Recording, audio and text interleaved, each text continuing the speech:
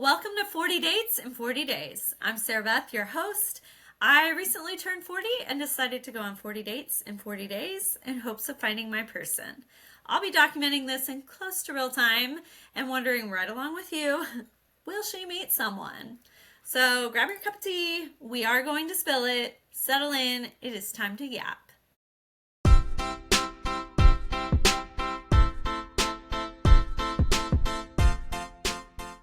As I'm recording this, I'm almost halfway through my dates, which is so hard to believe. But we're going to take a break from the recaps for this week so that I can talk to Travis Krothe from Cherries about dating in the food and bev industry. I think you'll find it to be a really interesting conversation.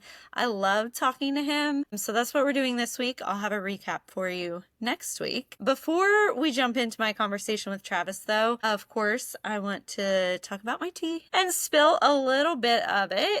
Today I'm using it's hot still. I'm using my Virginia mug from Starbucks. I've lived in Virginia 3 times in my life, twice in Virginia Beach, once in Northern Virginia. I picked this mug because Travis is also from Northern Virginia, so we bonded over the DC area just a little bit. I'm drinking a strawberry vanilla, I don't know how you say this, rooibos, I don't know, herbal tea from Sprouts. It's good. I'm down to only a few left, but I thought it was good for this summertime episode. Hard to believe that summer is unofficially here. Do want to, of course, share a couple dating stories that have been sent in. We've got 2 bad dates. They came from the same person, so I'm just going to share them both. I've received a few others, so if you sent yours in, thank you so much. I really appreciate it. I will get to it. And then of course, I've got a good date story as well. Just a reminder, I would love to hear your stories. So good or bad, please send it in. However you want to get it to me, courier pigeon, DM, voice memo, text, email, whatever. I will take your stories. So thank you in advance. But let's go ahead and jump into these. I am going to read them because they're a little bit long, but they're really good, so bear with me. First, we'll start with the bad, of course. So she said, I've been on a lot of really bad dates, but this is one of the top tier ones. Met a guy at Chuy's. Sidebar, love you Chuy's always. One of the only chain restaurants that I really crave. I might go there tonight, actually. We'll see. He was very obsessed with going to Ole Miss, but he was in his 40s, so still living the frat boy dream. We both got a drink, seemed to go well. He got a second drink. I was still on my first. Then he got a third drink. I had just made it to my second drink. He ended up getting a fourth. She said, I was done at that point. You could tell he was pretty sloshed. He was going to get an Uber upon leaving, so I offered to drive him home because he lived very close. That is scary, by the way. Glad this turned out okay for her. It was kind, but scary. She said he wanted to stop at the Shell station, and she assumed he was going to go to the bathroom. He walks out with a bag, then cracks open a 40 beer and proceeds to drink it in my passenger seat. She said he then asked me to come in. Safe to say, she did not, and there was no other date after that. She said his response after she turned him down was fair. She said, I have a feeling this happens a lot to him. So that was bad date 1. I loved it so much. I can totally envision the whole scenario. Thank you for sending that one in. The next one she sent in, she said, my worst experience was I dated a guy for 3 months. He was crazy about me, texting me every day. We were very into each other, met his friends, about to meet my parents, so on and so forth. He broke up with me right after an amazing date, stating that he felt I was using him, which was hilarious. Come to find out, there were 3 other women involved, and he was just basically exchanging us out every other night, essentially. We all ended up meeting, talking, comparing notes and stories, ended up showing up at one of the places he worked, and boy was he surprised. I bet he was. Funny enough is that he had the audacity to be mad at us, which again, I can totally picture. Like, how dare you show up here where I work? Well, how dare you cheat on all 4 of us, buddy?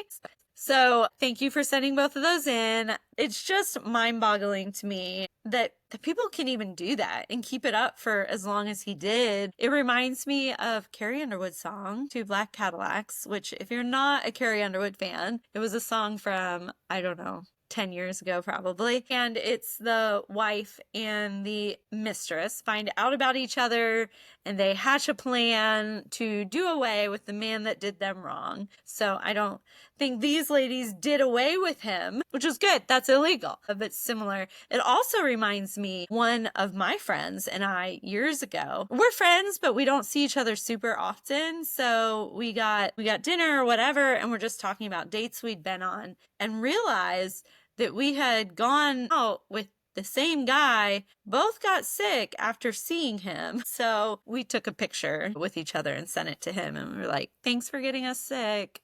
Small town in Nashville, Tennessee. All right. Now, this is a good date story and it's really sweet. Again, kind of long, so bear with me while I read it, but it's such a good story. So, one of you sent in, I went on a date with this guy that I met on a dating app. We had some good banter.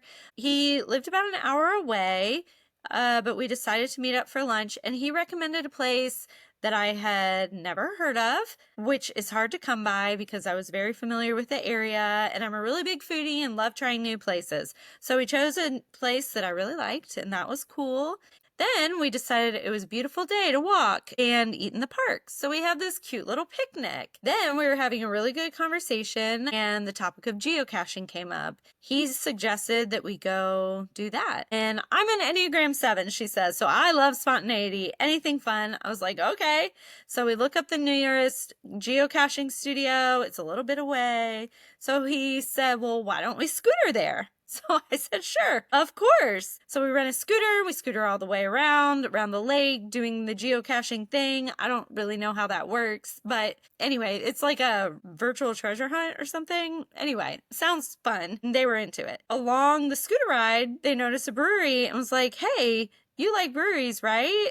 And she said, yeah. And he said, oh, well, do you want to go? So they scooter back to the brewery and they have a beer and it's fun. And then he says, well, do you want to go play mini golf? So they go play mini golf. And she said the day just kept extending and extending, but very naturally. And she said, we started at lunchtime. This was a whole day event, which we really hadn't planned. But again, she said, I love spontaneity. And after that, we decided to go get some dessert and went to my favorite place, which happened to be near an amusement park that she liked. So they got ice cream, walked around, and eventually that was the end of the date. And she said it was just so fun to start off meeting each other and then just going from activity to activity. She said I was eating it up. She said it didn't work out, but it was super cordial. It was right before she moved anyway. But just a fun way to spend a whole day with a person. She said, I'm a big quality time person anyway, so that's probably the best date I've ever been on. And I think that's just adorable. And I love that you both just embraced the spontaneity and kept doing fun things and just enjoying each other's company,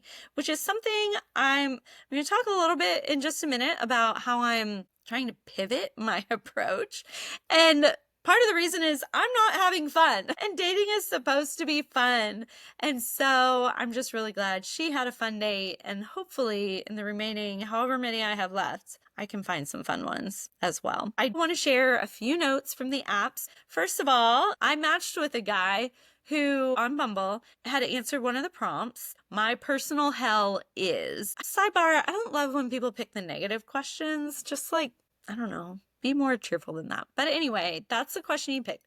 My personal hell is. And his answer was matching with a girl who wants a relationship when mine says something casual. Save yourself the like. The irony of him saying this is that he matched with me, and mine, I don't remember if mine says long-term relationship or marriage, but it definitely does not say something casual. So he's out here getting all mad about girls not reading his profile, and he doesn't read it as well, which honestly checks out for someone who would say this in the first place.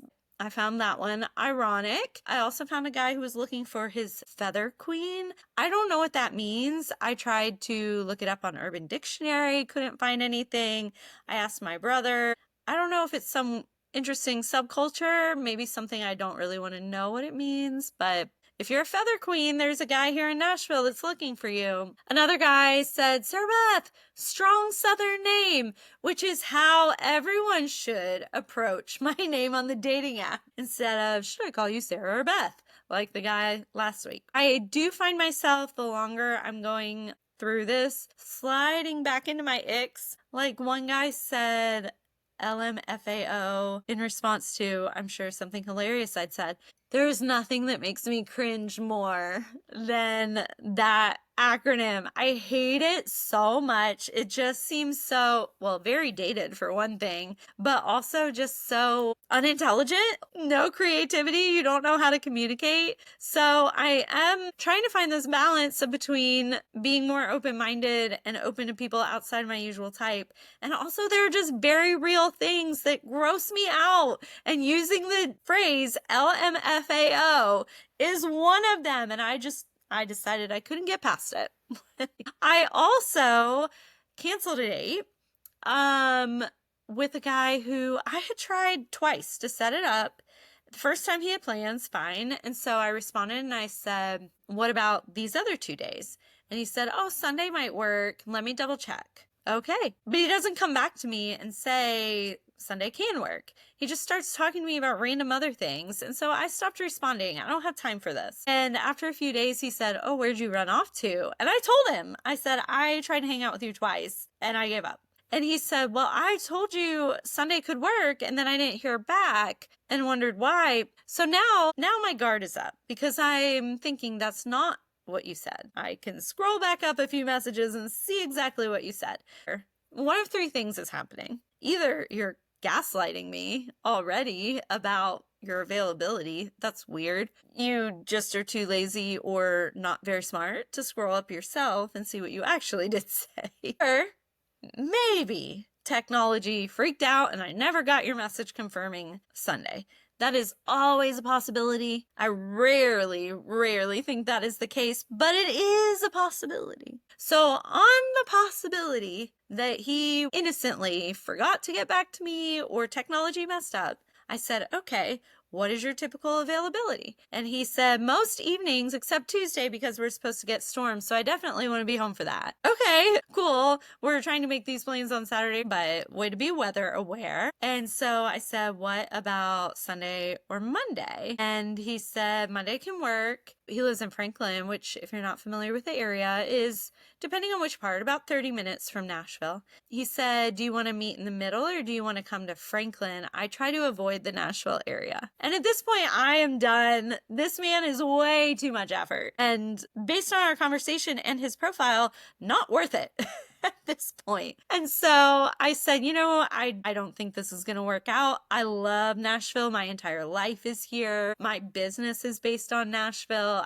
If you don't like coming to Nashville, this isn't going to work. And he said, oh, I just meant for drinks. I don't like to get up in the chaos or whatever he said. He's like, but that's fine. I mean, it was cordial. I said, I wish you the best in finding your person, but no. So that was the end of that guy. So that was one of the dates I did not go on this past week. So I mentioned I want to start this new tactic to just have fun on these dates. Do I still want to find my person? Absolutely. But I am tired of being tired and frustrated and I just want to have fun. And if it goes further, great. So with that in mind, I'm trying this new tactic of just sliding into people's DMs that I like or think are funny or, have met once and we had a nice conversation. I think we'd enjoy an hour and a half together and telling them straight up front, hey, this is what I'm doing. It's completely anonymous. You can check it out. If you don't want to be anonymous, if you want me to promote whatever you had to promote, I can do that. But I just want to have fun. No expectations. If we end up liking each other, bonus, great. But otherwise, let's just go hang out and have fun. I think it's a good approach. So far, I am 0 for 2. To be fair, the first guy is seeing someone, which I didn't know, so that's fine. The second guy is going on a job for a month and then moving, so it just didn't really make sense, which I get. I did reach out to a third. He's not gotten back to me yet, so I might be 0 for 3. We'll see. And it is a little tough thinking of people to do this with because I don't really want to do it on the apps because I don't know that I'll have fun with them. I know nothing about them. And so far I have not had fun with them. So this is trying to expand beyond the apps, but just finding people who I can slide into their DMs is I don't know that many, so I'm like on the hunt for more of those. But the two that couldn't do it were very nice about it. They're like, this is cool, I would totally be game, but X, Y, and Z. So I think that might be a fun approach. This week I have a date with somebody else who was nominated, and I'm looking forward to that one. I think it'll be fun. I'm going out with a friend of a friend. I also think it'll be fun. So, like, again, I hope this turns into something, but if not, at least I'll be having fun in the process. So I'll update you on how that tactic goes. I will save the full recap of my dates for next week to give you a little teaser so you come back next week. I did cry on a date this week, which is part of what has prompted my new tactic. I basically had a mental breakdown on Wednesday. I just could not anymore. I got a little bit better after I got some sleep. I kind of went on my second date of this process. You'll see what I mean about kind of. I don't know that we can really count it, but that one was fun because I did already know this guy. So we'll talk about all of that next week. But now let's jump into my conversation with Travis Krothe from Cherries in East Nashville, talking about dating in the food and bev industry and just dating in general. And it's a fun combo. I hope you enjoy it. Okay, hi everyone. Welcome to Cherries. I'm here with Travis Krothe. He works at Cherries, and we're going to talk a little bit about dating in the food and bev industry, which I think is going to be really exciting. And it's a good tie-in to the tip jar and, what I do professionally. So, Travis, thank you for joining me. Yeah, thanks. Glad you're here. Of course. We're not drinking tea right now, but he does have a honey bear from Elegy, which is always delicious. Shameless plug. Yeah. Okay, Travis, tell us a little bit about you and your background, how you ended up at Cherries. Yeah, originally from DC, been in Nashville 5 years, consulted on like a bunch of projects, helped the lab at Zany's, helped Teddy's Tavern. My first bar job in town was just bartending at Kung Fu Saloon. Oh, R.I.P. Yeah, R.I.P. Back in its heyday 5 years ago. Oh, yeah. I just remember like there not being a speakeasy in there, just working at that sidebar in the front and watching girls face plant on the seesaw because they were too drunk. Gosh.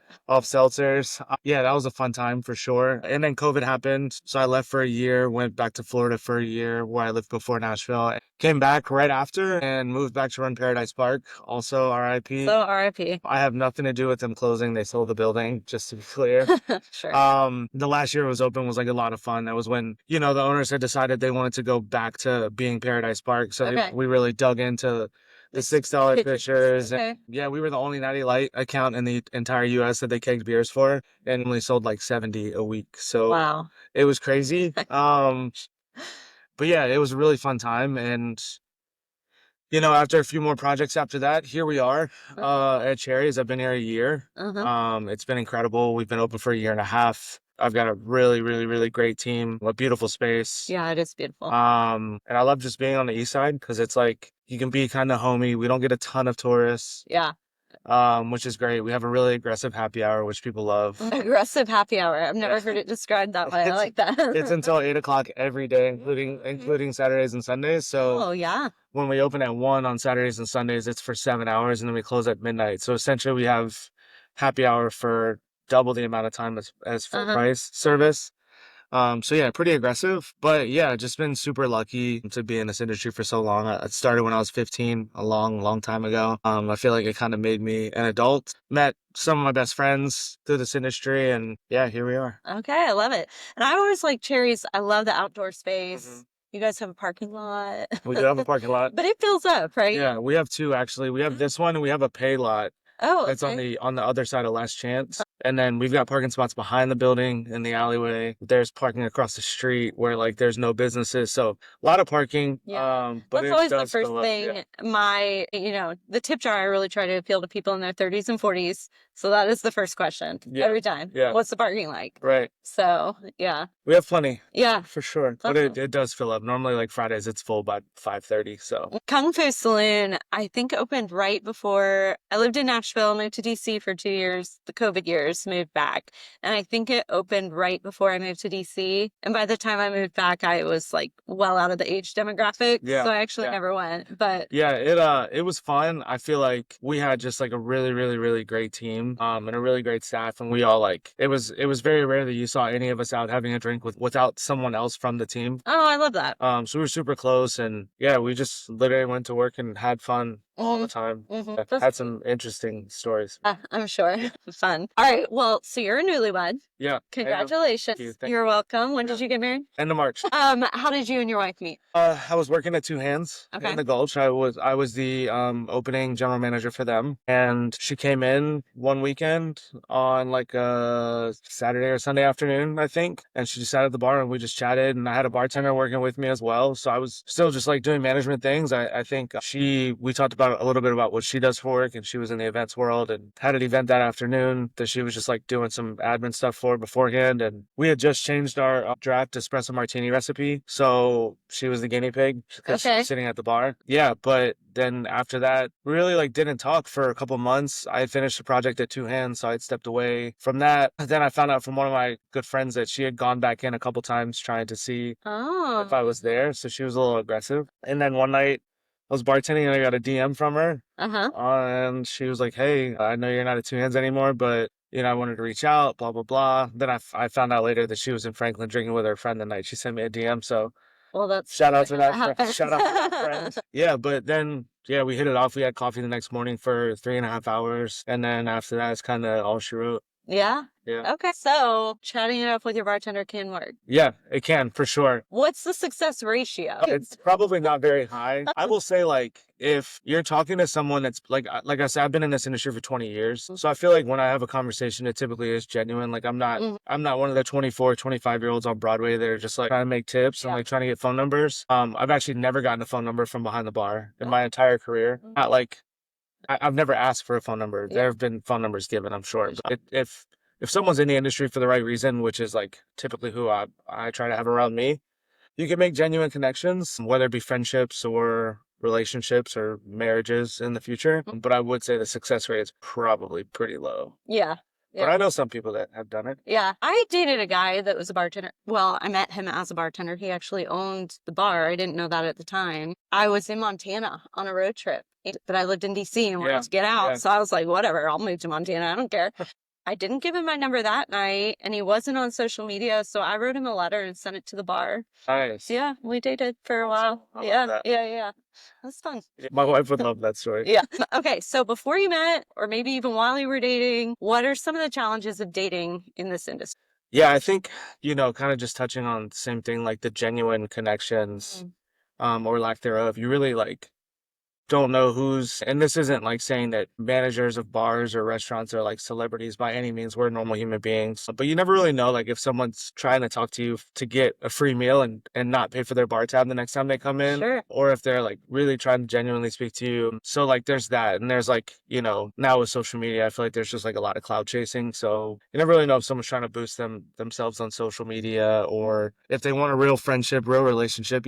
I guess that's like kind of the technology world that we live in now. Yeah. Whereas back in the day, you didn't really have to worry about that because you couldn't go and buy Instagram followers because there was no Instagram. And it was all about genuine connection. Like I watch these TV shows now, and you talk about like our old school comedians, and they talk about like, remember you used to have to call the house line and talk to the parents. Yeah. Like, and like, it's, you think about that now and you're like, when I have kids, they're never going to know what that's like. They're never going to know the trying to sneak on the internet with dial-up and waking the entire household up because it makes such a loud noise. So I would say too, like, when you're behind the bar, I tell everyone like you're on stage, right? So you're kind of the entertainer. And I think as someone that's in a relationship with someone in the industry, you just have to have like a really high level of confidence and comfort in yourself. You really have to know who you are as a person and know who your significant other is as a person, because it is our job to talk and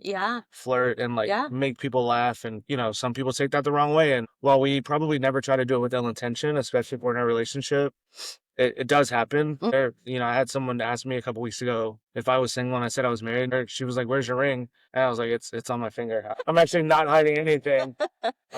So there are the questions that still come up, but yeah, I think that would probably be the toughest part. Understanding like, yeah, I've got a good looking significant other, whether it be guy or girl, and they have to essentially flirt Yeah. Yeah. with to make money, and Yeah. they make a lot of money doing it, Yeah. hopefully. So Yeah. yeah, it's just understanding your person, and like knowing that they're coming home to you, or you guys are still having date night tomorrow, and it's all still very genuine and together. But that's probably the biggest challenge. Yeah, I can see that. That Montana guy, that was a big issue with his previous relationship, is she just was constantly afraid that he was doing stuff he shouldn't be at the Yeah. bar. And he told me, and I believe him, he said, like you, I've never asked anybody's number. Even with me, he didn't. I took the initiative after the fact. But to your point, you just gotta have trust. Yeah, Yeah. yeah, it's definitely a level of confidence that, you know, again, in today's social media filled world, I think it's like really difficult to get to. Just the reality of it. So yeah, just being comfortable and confident in yourself, and like knowing who that person is as a person, Yeah. and understanding like they have a job. Yeah. The challenge for me, because, with the tip jar, I consider myself industry adjacent, but my schedule is very normal. I mean, I said it, but still typical 9 to 5 kind of hours. That has always been a challenge for me with somebody in the industry, is the difference in schedule. I will say with my wife, like we're just super intentional with things. So like we have a calendar on the fridge, and we've always done this since we've lived together and been together. Almost like setting appointments with each other, which is like kind of weird to say that, but like yeah, we look at it. If I know I'm gonna be off early one night, like that's a night that we plan a date night, and that way I try to make sure I'm done at like 4 or 5, so that we can go on date night and still be done by 9 or 10, because she runs a yoga studio in the morning sometimes. So she's got to be up at 5:30. So it's like finding that balance, but it's definitely about planning and communicating and like understanding. Like now on the weekends, I just I never try to make plans on Fridays, Saturdays, because that's like those are my long days. So now I just tell her, I used to put myself in the hole and say, oh, I'm going to get off early. And then I would we'd end up getting hit, and I'd be done 3 hours later, and she'd be all pissy with me even though she understood. So now it's just like, okay, cool, every Friday and Saturday I'm working until midnight. If I get off early, I'll text you when I'm done, Yeah. and then we can like get together, do something if you want to, or just go to sleep. I don't Yeah. really. Yeah. But definitely being very intentional, and that's really with anything. Probably our whole relationship, we've always been that way. I think that's what makes any relationship successful, Yeah. is you have to be intentional, even if your schedules are exactly the same. Like, Yeah, you still got to figure it out for sure. yeah, and communicate about it. Yeah. So, and that was a good lesson, because the way she responded would be how I would respond. Well, just don't tell me you're going to get up early, and then I won't expect it, and then I won't be disappointed. So I get that for sure. What would you recommend? This is probably similar to what we were just talking about, but what would be a recommendation to someone who is dating someone in the food and beverage industry, but they are not in it themselves? I guess what we were talking about earlier, just trust and... Yeah, also stay away from their job. Like if you don't, unless you're like an extremely confident human being, stay away from like, if you know that they bartend at, I don't know, let's say Whiskey Row, for example, don't go to Whiskey Row, because I think that a lot of people don't understand is when you're bartending, like I'm pretty introverted outside of work, but when I'm behind the bar, I am on stage. So like I talk a lot more. But like when I get done, if I go out and have a drink, I'm like a lot of times sitting at a bar. If I'm not with my wife, but when I was single, a lot of times I'm sitting at a bar by myself where I know a bartender, and I'm just like chatting with them. I'm not talking to anyone around me. It's like that's kind of like my solace. Yeah. And but if you go to someone's bar and they're on stage and they don't literally act the way that you want them to act, I think it's easy to get upset about that, when really they're just trying to do their job. And if they're great at their job, they are a different person behind the bar than when they're not behind the bar. Yeah. That's just like the reality of it. So. Well, and even, prior to the tip jar, I worked in, not corporate per se, but I worked for the government. I worked at colleges. It's basically corporate. We all have a customer service voice. Everyone does that. It's just maybe not to the same degree. But yeah, I sound very different doing my job than I do talking to. Well, I think too, like when you're serving, there's a level of intimacy that you have to get to, right? Especially when it comes to regulars, or like, we'll talk about when I've seen bad first dates on the other side of the bar. Like, I know it's a first date before they say anything to me. Yeah. So just like understanding people in a different way and a different level is like, yeah, then you kind of have to sway them to make them feel more comfortable. Or if they're getting out of line, you have to sway them to make them be more respectful or whatever that looks like. And yeah, a lot of times it is just an act of like how we see you're acting. So how we have to sway it to make you act the way we want you to act in a sense. We'll still having a good time. It's still giving service. So yeah, it's definitely, there's a science. A lot of people are like, oh, I just go to work. Like, no, you don't. Yeah. Whether you want to admit it or not, like we are psychologists Mm-hmm. and we are people's safe space. And I think you saw that, we talked about COVID when you were in DC. We saw that during COVID, and like really sadly, this industry struggled a lot. And the suicide hotline, I think, went up by 300%. And out of that 300%, 90% of the people were hospitality industry that lost their lives during that time. So I think, that's when we realized like how important hospitality was. It was no longer, and it's interesting now that everyone's back open again. Some people come out and really appreciate it. Other guests come out and like still want to talk to us like a slave. And it's like, okay, cool, man. Like, I'm here to serve you, but like, I'm a human being. Yeah. And there's chances that the bartender that you think is a dirtbag is making more money than you with a master's degree. So Yeah. it's like we have conversation, and like if you're a guy coming in here with a girl, we probably know who your side piece is. So like just watch yourself when you come into our bars. No, I was in Franklin recently. Cute little girl bartenders, early 20s. And the difference in, I don't really experience this in Nashville because most of the places I go are not like Franklin, but there was a distinct way that this older gentleman talked to these young girls that I just thought, just say please, just say thank you. Yeah. Like, they're not your servants. Yeah. They can spit in your drink or do worse. So just be nice to them. Yeah, we Not that we advocate that, but I tell my team all the time, like, make sure we're treated like human beings first. There's a good friend of mine that works at a bar downtown that is probably one of the fastest bartenders I've ever known in my life. And she's really funny. If you go to her bar on a Friday or Saturday night and she says, hey, how are you? And you order a drink, she will stop and say, yeah, hey, how are you? And like make them realize like I was just a jerk and I didn't even acknowledge her as a human being. And then they'll answer and she'll say, cool, now I'll get you your drink. Yeah, I sometimes do that on the tip jar because people use me as Google. Yeah. And they just say, I need recommendations for X. And I say, well, thank you. I only respond to people who follow me, first of all. Yeah. And second of all, say please and thank you. Yeah. And then they usually shape up. Yeah, it's wild. Yeah. But that's the thing. Yeah. I asked you before we started, are there any unique advantages to dating in this industry? I mean, I think probably just the amount of people we get to meet every day. Sure. And I will say hospitality industry in Nashville is, while it's massive, it's like really small of a community. Typically know someone somewhere or everywhere. Being in East Nashville, especially us, like all of our bars are pretty close. We meet up once a month or so. like we try to go to each other's bars and support. So I guess like that's kind of the cool thing, but that can also backfire. It could work really well for you, or it could be your biggest weakness. And you date someone that you think is super cool, and then you stop dating, and everyone like shuns you for not dating that person anymore. You're like exiled from the community. So it's definitely it's a gift and a curse, probably. Yeah. You mentioned bad dates. Yeah. Before we pivot to behind the bar, do you want to share any of your bad date stories? My only one I think of, and it's really funny because I went on a date with this girl. It was 5 years ago. During COVID or pre? No, pre-COVID. Okay. I was on Bumble because everyone was back then. Yeah. I went on a date with this girl. We went to Rose Pepper. She was a musician. I don't really like country music, so that doesn't do anything for me. But while we were out, we went to Rose Pepper. All she did was talk about her celebrity lookalike. I mean, like every other sentence was, oh, I get told this all the time. I was like, cool.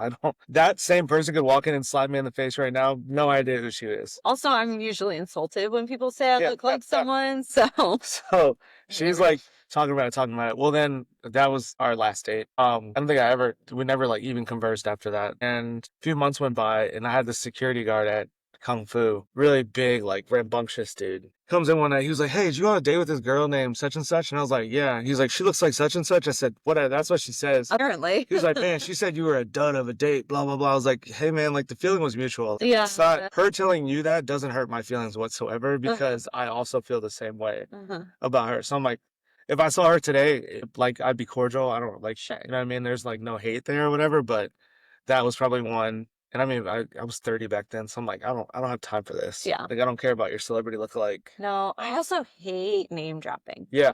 Yeah. Which is what she was doing Yeah. in a weird way. Right. But I just hate it. I love a cool, I ran into random celebrity story. Mhm.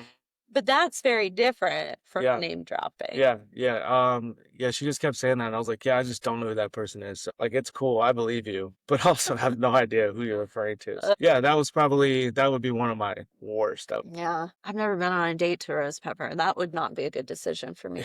Okay, let's talk about behind the bar. Yeah. I want to know, okay, you got people sitting here.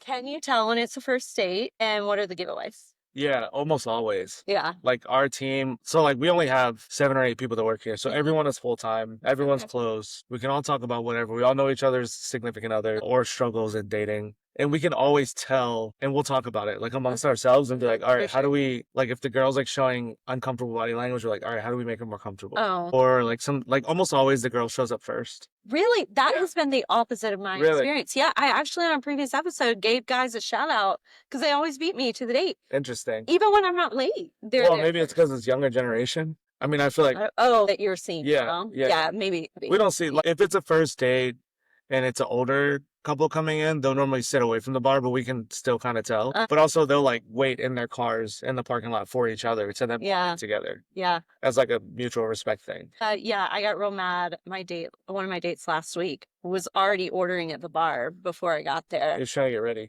Maybe, but I was early for that one. Oh. So he wasn't even like, Yeah. it irritated Yeah, me. it's normally the girl shows up first. She's always looking around because now you never know if you're getting catfished or not, I feel like. So I feel like there's always like a level of nervousness and anxiousness that like comes with it. So typically we'll just ask like, hey, who are you meeting? And we like do it quietly. We don't like want to put them on blast, but Yeah. we also try to tell them like, hey, if you ever feel like any type of way uncomfortable, let us know. We'll do our best to like try to get you out of the situation. But yeah, typically they show up first. You can see the nerves. Or you have couples. I had a couple 2 weeks ago that was like making out on one of our benches, and I was like, hey, if you guys could stop, that'd be really cool. I sent the server over first to like check on them. So uncomfortable. And to be like, hey, you guys good? And they like stopped making out for a second, and they were like, yeah, we're fine. And then they started going again, and some bar guests were like, wow, I would never do that. So I went over and said, hey guys, like, let's remember you're in a public space. Yeah. If you want to do this, go home. Yeah. Like, you don't need to do it here. Like, I mean, they're like literally in the middle booth, in front of the DJ booth. Like, it's like going at it. And it wasn't the most attractive couple. Not that matters. Yeah. We don't judge. However, Right. it wasn't fun to watch. But yeah, first dates are always interesting. Like I said, we always just try to make sure, people feel comfortable, whether it be male or female. And that's the one thing I've really loved about being at Cherries is, although we're on Dickerson Pike, which is, as most people know, it's like a gentrifying area. Slowly, slow candle burn. We like don't really have security that often, except for special events. And our clientele is probably still like 75 to 80% women, which to me is flattering. Tells me that like they feel safe, they feel comfortable coming here. And that's great to know. I think my team does a very good job of like being aware. We've gone out just recently. There was a girl that was a little too intoxicated to drive. We went out and like banged on her window to get her out of her car. Just like trying to go the extra mile. And I think that's just like kind of the East Nashville in most of us. We want everyone to feel good and be okay. But yeah, first dates are always kind of funny here. Well, so what I'm hearing is this is a really good place to come on a first date because you guys are looking out for I mean, as a woman anyway. We have like regulars that come in that have like kind of been serial dating, and they'll come in before their dates and then they go meet their dates somewhere else. Because they'll just come in to like talk to us and like they'll show us photos and like ask us our opinion. I love that. I need to start doing that. Then they'll tell us where they're going, and we'll tell them like, oh yeah, we recommend this, this. But yeah, it's always funny to like get those folks that come in, and it's guys and girls both alike that come in, and we'll talk to them about it. We'll like look at the photos. Normally they'll ask like myself or one of the other guys, and we'll just tell them straight up like, nah, it's a bad photo. Like, just cancel the date. Yeah. He looks like a dirtbag. Or like, oh yeah, we know that girl from such and such. Like, be careful, she's a little crazy. But yeah, so I think it's also cool. Like, it's a way that we can connect with the guests and just like they feel comfortable asking us our opinion. So I used to, well, I still would, I guess. I always like to try to guess what number date people were on. Oh yeah. Like, is this a well-established couple? Yeah. Is this a like third or fourth date, Yeah. you're starting to feel more comfortable. Yeah. And I always tried to, for the sake of the bartender, act like I wasn't on a first date, which I'm sure was not fooling anybody. But I did ask a bartender once. The date was going well, and I said, "Can you tell we're on a first date?" And she said, "Actually, no. I thought you were like friends that were reconnecting or something like that. There was a level of comfort beyond just a first date, but also the questions are all the same." Yeah, I was gonna, So, I was gonna say, like, normally for me it's questions and it's what what do the you conversation do? is about. Yeah. Yeah, do you What's have your a job? sibling? Right. So you like start to hear those like first time meeting questions and Yeah. yeah, there's that like checklist. Mm-hmm. Whereas I mean, I guess some people do it beforehand, right? Like they'll like a message or a text or a DM or whatever, they'll like have that conversation already. Yeah. But I feel like, in today's dating world, they're probably still gonna ask the questions even though they've already had the answers. Well, Because you just never know who's listening and paying attention. well, that's true. But I also, I mean, granted, I'm going on 40 dates in 40 days. That's extreme. So Yeah. I'm talking to a lot of people. But even when I wasn't doing that, to get one date, you have to talk to so many people. So Yeah. you're asking everybody those questions. Yeah. Unless you reread your chat before the date, you're not going to remember. Yeah, I mean, or you're not. Like, I think for me, like those questions were, I guess, coming from DC where I'm from, dating back then was always about status. The first question was always, "What do you do for work?" Yes. So when I moved out of DC, Can verify. when I moved out of the DMV, my biggest thing was like when I date, I don't care what you do for work, as long as you're not like a murderer or Right. Nothing illegal. yeah, nothing illegal or like anything crazy. But I like made an effort to not ask those questions. And siblings and stuff, like, sure, but I don't really need to know that until we're like 6, 7, Yeah. 8 dates in, right? Because then we're starting to build something and that's like when that becomes important. So I guess for me, like it was always like my wife now, we just sat and talked about like life Yeah. and what drove her and what her aspirations were and what drove me and what my aspirations were. It wasn't about, I mean, she obviously knew what I did for work, and at that time, I knew what she did for work, but we really like didn't harp on like siblings and family, and touched on it a little bit, and then it was like, okay, cool, like we don't need all the details then. So I think that, especially like when you're dating around, people try to kinda get ahead of themselves. I kind of look at it as like when it feels normal and somewhat easy to like be around that person, then just spend more time with them and like we talked about earlier, the intentionality of it, be intentional and like just wait for what's to come. Yeah. Well, and I think that is an indicator too of a good connection, that you don't have to ask those basic questions Right. to fill the time. Yeah, yeah. I know you have stories. What are some of the, I don't know, good or bad things that you've witnessed from the side of the bar? I last year saw a couple breaking up and was like, "Why are you guys not doing this at home?" Yeah, yeah. And they left, and then everybody around were sitting at the bar, we talked about it. I've definitely seen that. I've seen like a guy yell at a girl and like had to step in and be like, "Hey man, like you guys can handle this at home, but like you need to leave now." And that's unfortunate. I've seen like a girl cry at the bar or whatever. I've done that many. When I was at Kung Fu, honestly, like for a while, we became the Bumble bar for some reason. Oh, Unofficially. interesting. So the girls would always show up first. We'd always give them a safe word in case they felt uncomfortable. So that was always interesting because we had a lot of regulars, and a lot of times the girls would be our regulars. They would come in, and we would just like sometimes get the dude so liquored up he wouldn't even notice that she left him. Like they would like give us a look, and we're like, okay, it's time to work our magic now. And we just like start talking trash with them or whatever, and like or on the flip side of that, we would honestly be like such a-holes to them and they wouldn't even realize. So like dry sarcasm and just on top of their butts the whole time. And they would just like start to feel some type of way and uncomfortable. And they'd be like, all right, we're going to get out of here. So mission accomplished. yeah. It's always funny. I hate to see anyone cry at the bar, whether it's girl or guy. I hate to see, the breakups and that kind of stuff. Like, yeah, handle that stuff at home, but there's definitely a way to alleviate that in the moment that we've had to do or I've had to do before. Have you seen any proposals? No. You haven't really worked at proposal places, No. but you never know. I've now hosted 3 engagement parties. Okay. In the last year. I've got like 3 welcome dinners Fun. on the books, a rehearsal dinner on the books. So like I think our space is pretty enough for that. Yeah.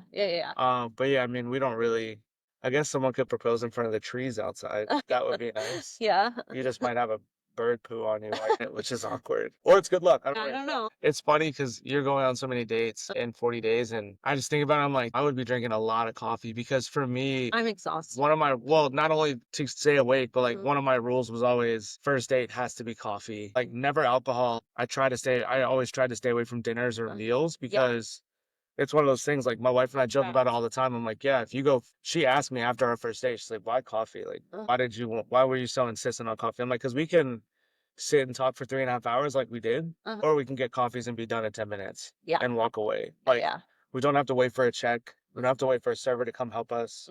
None of those things. It's like all kind of self-service. And you just get in and get out, and then you don't have to worry about getting boozed up and maybe like hooking up when you shouldn't have, or like having a regret the next day or whatever, like as corny as that sounds. But I think, yeah, if you're being intentional about finding a relationship, like that was something that I realized as I got older. It's like, okay, cool. Like it can't be let's go out for drinks anymore because nothing good ever comes of that. No, it's something I've been thinking about. Most thus far have not been great. I can't spend every night doing this. Yeah, it's legit got to be like a quick service date. That's what I call it. So I have been thinking, how many more can I get to coffee or lunch? But I thought about it on the flip side during COVID because I lived in DC then, so bars were closed. And so I did go on a lot of pick up a coffee, walking dates. And none of them were very good either. And I wondered, did not having alcohol allow me to realize quicker that they weren't good? Or would having a drink have like smoothed it out just enough for it to be pleasant enough to go on a second date? And then I don't know. I mean, yeah, I guess you could think about it from both sides. I suppose I would look at it and say, if I needed alcohol for a second date, it probably shouldn't be a second date. Because I think that's like what you discussed earlier in the level of comfort and like just free flowing, easy conversation. That's gonna come whether you're intoxicated or not. And I think you just realize that. I don't, I think I don't know when I started thinking that, but that like all of a sudden when I started dating my wife, that was like, yeah, we can get coffee. She's like, what do you mean? Let's go grab drinks. I was like, no, I'm good.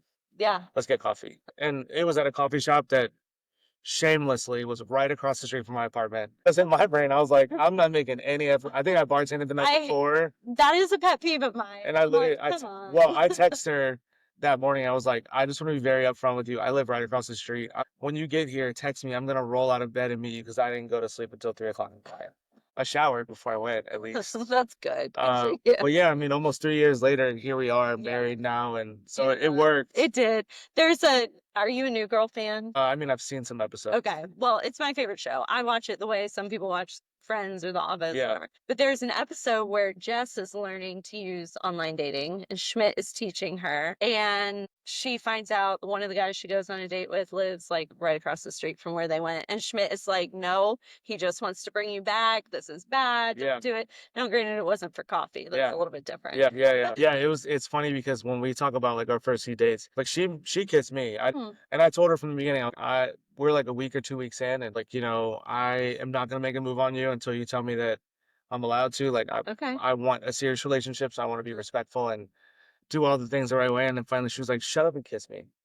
That's so like rom-com. Yeah, a little bit. She said to me, she was like, I just got out of a relationship. It was kind of toxic. I don't really want to jump into something else serious. It's probably like a month or two after we started hanging out. And I said, cool, man, like do your thing. I said, all I ask is that you be respectful. Don't go on a date with a dude and then call me afterwards to hang out. Don't like go out and kiss somebody and then call me the next day for a date. Like just, give me a day in between. Like I don't find out later and feel weird about it.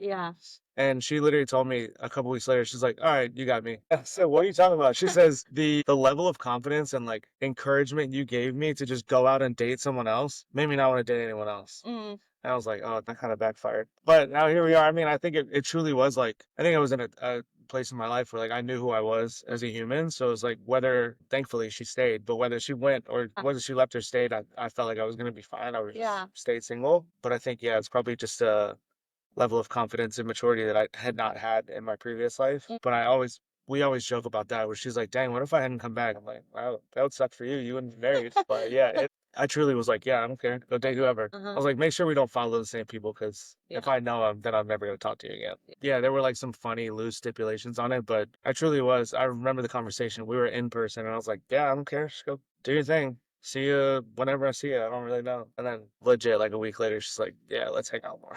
So it worked in my favor. Yes, it did. Yeah. Well, I've loved talking to you. Yeah. You are an inspiration, like just the way you are very intentional. And I mean, everything about your story was really encouraging to me. Do you have any brothers or friends? I don't have any brothers. I do have friends, most of which are trying to learn how to be intentional. Yeah. I think that, I'm super lucky, and I tell my wife every day how lucky I am and how lucky we are to have found each other. And I know what the world is like now and what I was talking with someone yesterday. I'm like, when we have kids, they're not gonna know any of the childhood that we had. When they're not gonna know any of the dating struggles we had, the like Yeah. growing up we had to do. But a lot of my friends that came to my wedding were like, "This is like real. Like it's like really surprising." And I mean, when I first started dating her, I told her I don't want to get married, Okay. and she was like, "Yeah, watch this." Pretty much like hold my beer. And yeah, so I think a lot of my friends living in Nashville are still figuring themselves out, just as many people in this town are. Yeah. But I think it's again just being intentional and like I tell everyone, whether it's behind the bar or outside of like if you're a good human being, something good is gonna come to you. And I'm not like super spiritual or anything, but that's like the one thing I believe in where it's like just don't be a dirtbag and like things will be fine. Yeah. They might take longer than you want them to, but that just means you're waiting for the right thing. But yeah, I guess Nashville is a town that can chew people up and spit them out for sure. But yeah, you just gotta figure out who you want to be as a human being and where you want to be as a human being, whether that be career, partner, or whatever. Yeah. And see how it goes. Well, thank you. Anything else you want to say or promote? Cherries, your podcast? Come to Cherries. Come to Cherries. Listen to Just a Dude. I'll start recording again soon this year. Talk about hospitality, leadership, all the fun things. Probably spill some stories from behind the bar. Yeah, yeah, yeah. Some madness. May I suggest you do an episode on dating because I just think you're pretty good at it. Maybe. I've been pretty good the last couple of years for Yeah. sure. Then I got married, so now I guess I gotta be better at dating now with her. Yeah. We have date night like once or twice a week. Oh, good. Yeah. Love that. Yeah, Yeah. we were out last night and some guys saw us. They were like, date night, good job. Oh, that's cute. Yeah, yeah. So yeah, we'll start recording that again this year and we'll talk about some crazy stuff. I'll probably tell the story about the time I had to plunge a Red Bull out of a toilet. A full unopened Red Bull out of a toilet. Yeah, it was fun. Yeah. That's it. Yeah, come to Cherries. If you haven't been here, come. If you have been here, come again. Yeah, we're just doing fun stuff here. Yeah. Love it. Okay. Well, thank you so much. Thank you. Yeah, of course. Thank you for listening to that conversation with Travis. I hope you enjoyed it. I enjoyed chatting with him. Sorry the lighting was a little bit different than usual. I don't have fancy enough equipment for an interview yet, so we'll keep experimenting with that. But I hope you enjoyed the conversation anyway. I'll be back next week again with a recap of my dates from this past week. So week 3 of my dating experience. We will recap next episode. The following week, I'm going to have another interview, and this one's with a dating coach. And I'm very excited. I've talked to her on the phone. I got a little bit sense of what she's about. She is a licensed therapist who has now added on dating coaching as a primary function of her practice. So I'm looking forward to talking with her. In the meantime, please like and subscribe wherever you get podcasts or on YouTube. Follow along YouTube, TikTok, Instagram, of course, 40 Dates Podcast, the number 40 Dates Podcast. And I think that's it for this week. Thank you for listening. I appreciate you being here. And as always, wish me luck.